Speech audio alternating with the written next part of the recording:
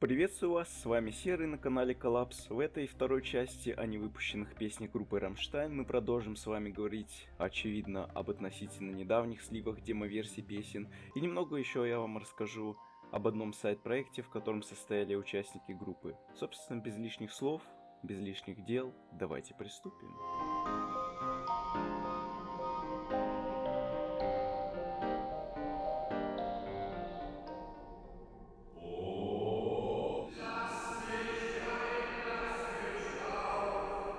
Так, друзья, держите свои шляпы, потому что сейчас мы погружаемся в глубочайшую песню «Анна». Оригинальная песня была записана группой Трио в 1982 году. Песня была посвящена тяжелой жизни рок-музыканта, по словам Ремлера, и описывала разочарование, вызванное гастролями, а также тоску по возвращению домой. В то же время песня предполагала, что у группы есть разные девушки в каждом городе, имена которых перечисляются в алфавитном порядке. Тот факт, что в песне также упоминаются два мужских имени, вероятно, следует воспринимать как запутанную шутку. Не то чтобы песня была такой секретной, что ее нужно было хранить под замком в Германии все эти долгие годы, но демо от Рамштайн просочилась в сеть только 30 июня 2023 года. В песне поименно упоминаются все участники группы, кроме Тиля. Кстати, у группы Ace Breacher раньше, чем у Рамштайн, вышел точно такой же трек. Авторы не раскрыли замысел песни, отрицая лишь, что строчка в песне «Впусти меня, выпусти меня» имеет отношение к половому акту. Песня Анна от Рамштайн состоит в основном из повторяющихся имен и фраз, создающих ритмически заразительную и игровую атмосферу.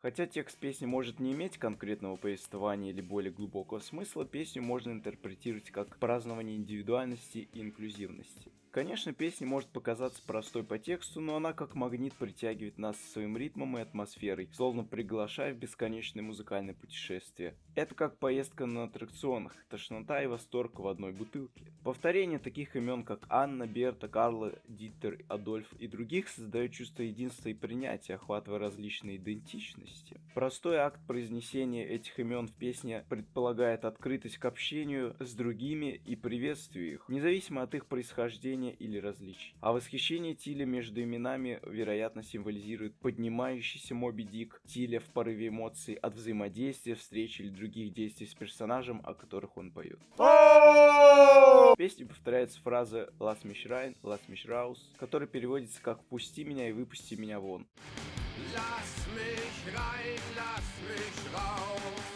Эти простые просьбы можно рассматривать как метафору желания быть включенным, получить новый опыт или освободиться от ограничивающего окружения. Это символизирует стремление как к автономии, так и к связи, которые являются универсальными человеческими желаниями. Включение имен участников группы, таких как Flake, Heiko, Olli, Richard, Richard, придает песне индивидуальный оттенок. Это подчеркивает, что все, включая участников Рамштайн, разделяют одинаковую потребность в принятии и свободе. В целом Анну можно рассматривать как подтверждение индивидуальной идентичности и призыв к взаимопониманию и принятию. Текст прославляет разнообразие и взаимосвязанность людей, предполагает, что мы должны впускать других и позволять себе выходить в мир, осваивая новый опыт и новые связи. А для кого-то из фанатов это будет первая песня Рамштайн, которую они смогут выучить с первого раза. Еще скажу, что меня лично позабавили от Тиля, которые фанаты группы спокойно могут разбирать на мемы. Как ни странно, таких мемов еще нет,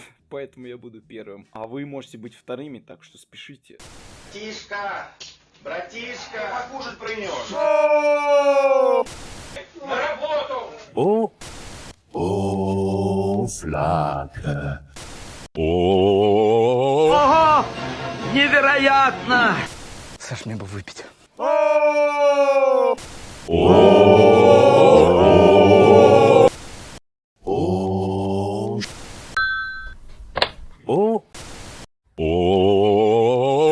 Carla.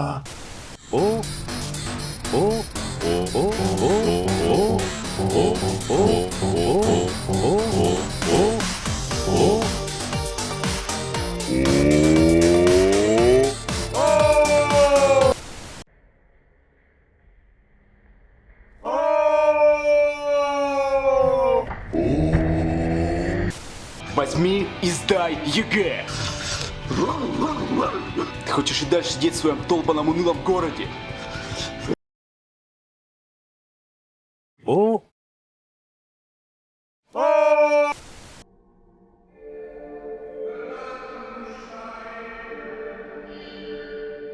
Про данную песню я уже говорил в видео о невыпущенных песнях Рамштайн, но так как слили демо-версию вот этой песни вот недавно, появилась новая информация, текст, музыка, поэтому есть повод рассказать об этом. Собственно, будьте готовы, все так же на момент записи видео является неизданной официальной песней группы Рамштайн. Напомню, что эта песня существует со времен записи альбома Mutter. И вот, спустя годы, а именно тоже 30 июня 2023 года, демо-версия наконец-то всплыла в сети как настоящая ракета из глубинки. И мы, естественно, не могли упустить возможность окунуться в этот новый музыкальный космос. Текст песни представляет собой приглашение к подготовке и ожиданию чего-то важного, возможно, некоторых особых событий или изменений, которые должны вот-вот произойти. Она повторяет призыв «Будьте готовы» и подчеркивает необходимость быть готовым к различным аспектам жизни, таким как любовь, музыка, маленькие и большие события. Само слово «сайд», возможно, подразумевает вынесенное в названии песни, знакомое каждому ребенку из ГДР, пионерское приветствие «Будь готов».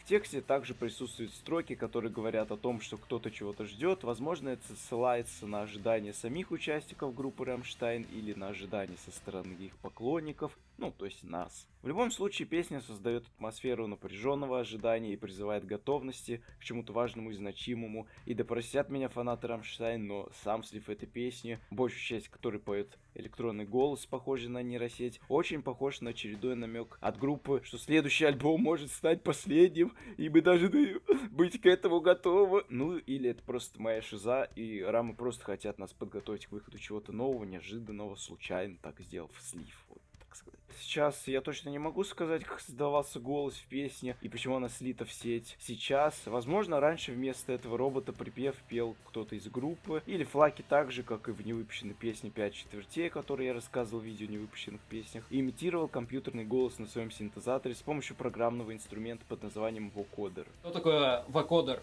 Вокодер — это синтезатор, Который за основу звучания берет твой голос. Ребятам тогда нужно было ставить заметку на компакт-диске, и тогда, проиграв букву одну с другой, Флаки попытался составить слово «Рамштайн» своим клавишным инструментом. А сейчас это все заменили голосом нейросети. Кто знает. Однако в припеве общую синергию образуют голос стиля и голос нейросети. Они сливаются вместе, устремляясь в будущее, и идут в ногу со временем. Что ж, попробуем эту песню связать со смыслом всего альбома Mutter, в который эта песня должна была входить. Здесь поет человек, который не является человеком, или он все-таки человек. Суррогат, научный, привязанный к машинам, сделанный машинами эксперимент. Ищу ответы, как я мог родиться.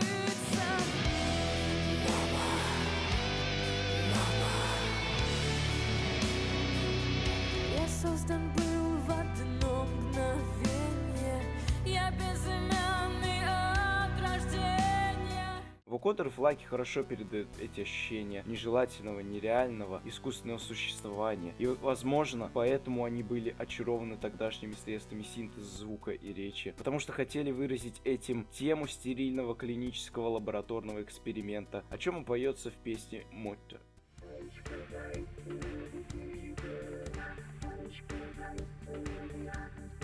Ich warte, du wartest, erwartet, Rammstein. Жаль, что эта песня не попала в альбом. Она была бы идеальным переходом в начале концерта между той же невыпущенной 5 четвертей и Ich will.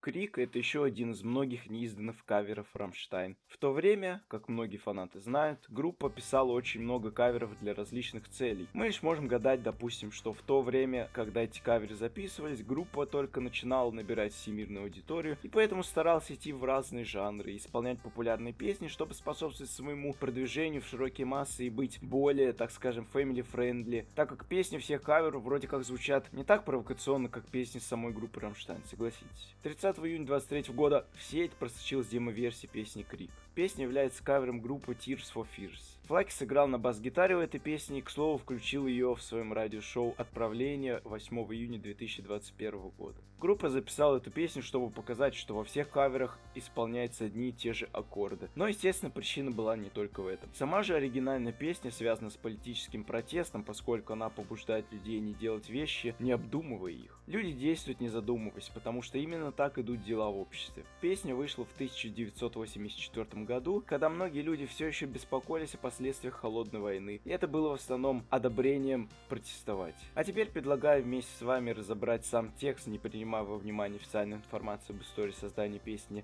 для того, чтобы понять, на что, возможно, хотели обратить свое внимание Рамштайн, сделав кавер. Начнем с выражения эмоций. Песня начинается с призыва к выражению эмоций. Кричи, кричи, выплесни все это наружу. Это может быть интерпретировано как призыв к освобождению своих чувств и эмоций, не подавляя их внутри себя. Подчеркивается важность выражения своих чувств, возможно, чтобы избежать внутреннего конфликта с самим собой и излишнего стресса. Далее прослеживается отказ от ненужных вещей, собственно, в припеве поется: это те вещи, без которых я могу обойтись. Это может указывать на некоторые негативные аспекты жизни или поведения, которые мы не желаем больше терпеть или принимать, или же с йогической, медитативной точки зрения отказ от всего мирского, материального, от всех лишних вещей, которые нас окружают и отвлекают от жизни. Естественно, имеется политическая и социальная критика, в тексте имеется отсылка на политическую и социальную обстановку. В строке «В жестокие времена тебе не нужно продавать свою душу», возможно, идет речь о том, что в трудные времена люди вынуждены идти на различные жертвы, чтобы выжить. Возможно, также высказывается недовольство стереотипным мышлением и несправедливостью в обществе. Ну и виднеется желание изменений. В последней части песни выражается желание изменить что-то, возможно, какую-то ситуацию или мнение, говоря, что когда-то ослабишь свою бдительность, если бы я мог переубедить тебя. Это может быть выражением желания повлиять на кого-то, чтобы изменить свое отношение или поведение. Ну, также от себя скажу, кстати, что если бы данная песня существовала бы в рамках саундтрека к фильму, то прошу меня извинить.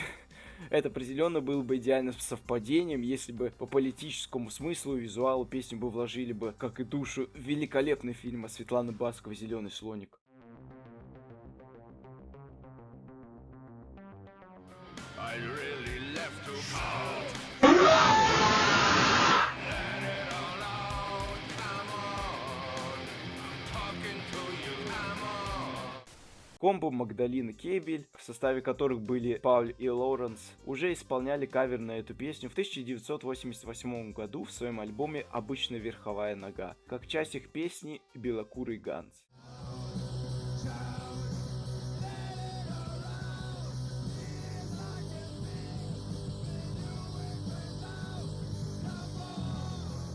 Некоторые из песен альбома позже были использованы в различных проектах, например, песня «Чако» перекочевал в Feeling B, а гитарный риф из песни «Клаус Кинскис» оказался в песне «Выходи за меня замуж» от Рамштайн.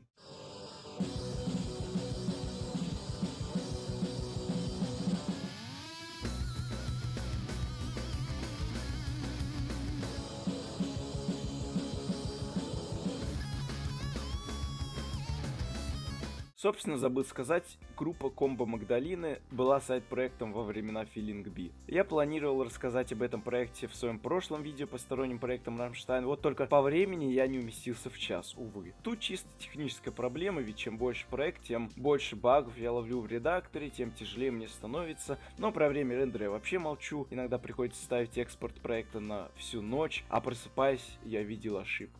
Поэтому расскажу про нее в этом видео, считаю это отличная возможность, да и время нам позволяет. Итак, название группы происходит от двух улиц в Берлине. Магдалененштрассе, где располагалась штаб-квартира Главного управления разведки Штази, и Кейбельштрассе, где находилась тюрьма берлинской полиции. Группа была идеей Пауля и Флаки. Артур Александр Алеша, который был вокалистом группы Feeling B, тогда не участвовал в данном проекте, потому что ему либо не нравилась музыка, либо она была слишком глупой для него. Эта группа всего лишь была забавным проектом, в котором пацаны могли делать все, что им заблагорассудится. Возможно, из-за такого же настроя Тилли создал позже свой отдельный подобный проект. Номер на листовке был номером телефона комедийной группы Германской Демократической Республики под названием Das Ei. Кристиан и Ландерс всего лишь хотели, чтобы кто-нибудь им позвонил, чтобы они могли сказать Das Ein, что в переводе значит жить, существовать, присутствовать и многое другое. В В какой-то момент ребята хотели побить мировой рекорд и сыграть самую длинную песню в истории. Они думали о спонсорской поддержке со стороны Nike, Coca-Cola, и план состоял в том, чтобы играть песню 12 часов подряд, а затем 12 часов спать.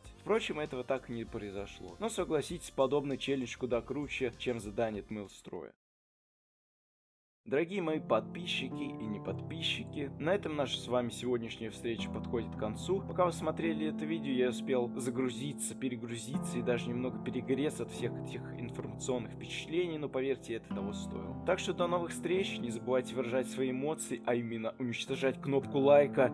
Destroy that like button, like I destroyed your mama's asshole. И подписки под этим видео, кричать в комментариях, отказываться от ненужных вещей и быть готовыми к новым приключениям. А я буду здесь всегда готовым поделиться с вами новыми знаниями, чтобы делать вашу жизнь ярче и веселее. Всем пока и до скорой встречи. И помните, не стесняйтесь делиться этим видео с друзьями. Это даст моему каналу возможности для роста. А еще ведь смех и знания — это лучший подарок, который мы можем дарить друг другу, причем бесплатно.